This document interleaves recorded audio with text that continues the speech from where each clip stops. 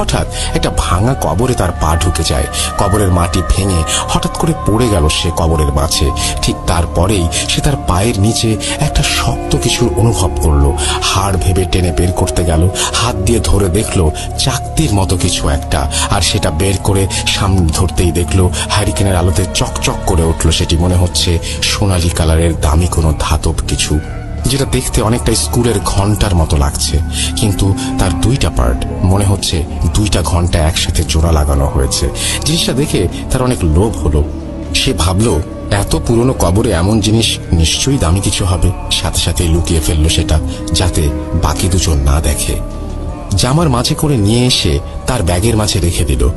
এদিকে কবর খোঁড়া প্রায় শেষের দিকে। এক পাশের খাড়ালের মাঝে দিয়ে সাদা কাফন দেখা যাচ্ছে।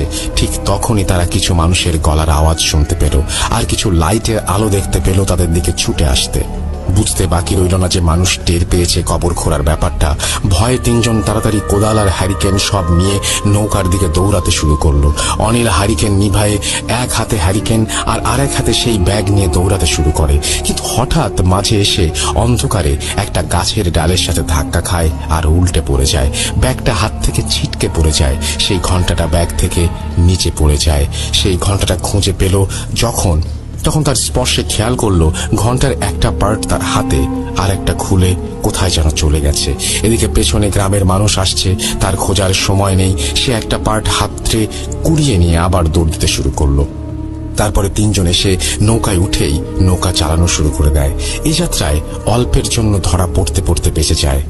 লোকজন নদীর পাড়ে এসে তাদের খুঁজতে থাকে, কিন্তু ততক্ষণে তার নৌকা নিয়ে তারা হারিয়ে গেছে।